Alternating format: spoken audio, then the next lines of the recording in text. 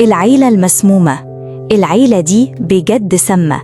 الأم النرجسية هي الأساس، متحكمة في كل حاجة، مش بس في ابنها، لأ كمان في مراته وولاده. ولو حد خالف كلامها العقاب بيكون جامد جدا. بتحب توقع بين ابنها ومراته وتخليه يحكي لها كل تفاصيل حياتها معاها، من أكل وشرب لمشاكل شخصية، لدرجة إنه ممكن يوصل إنه يحكي لها إنه مراته غلطت فيها أو جابت سيرتها.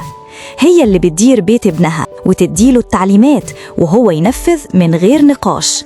هي اللي ماسكة فلوسه، تحدد يصرف ايه وفين وامتى. والأب شخص ضعيف واقف يتفرج من بعيد. الأخت كمان بتشارك في اللعبة، يا إما تحل مكان الأم في غيابها، يا إما تساعدها في التحكم في بيت أخوها.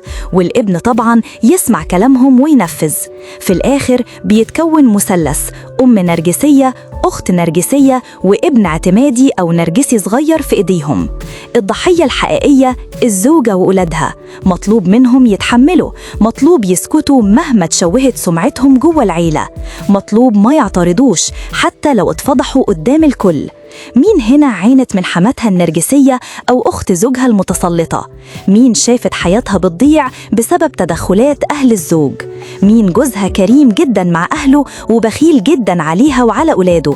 مين جوزها ما يتحركش خطوة إلا بمشورة أمه أو أخته؟ مين اتذلت واتهانت من حماتها وفوق ده كله جوزها طلب منها تعتذر لها؟ للأسف دي عيلة سامة ومؤذية جدا. ربنا يقوي كل واحدة لسه مكملة معاهم. اشترك في القناة، فعل الجرس، وخليك دايما فاكر: الوعي بداية الحرية، والحرية تستاهل إنك تسعى لها.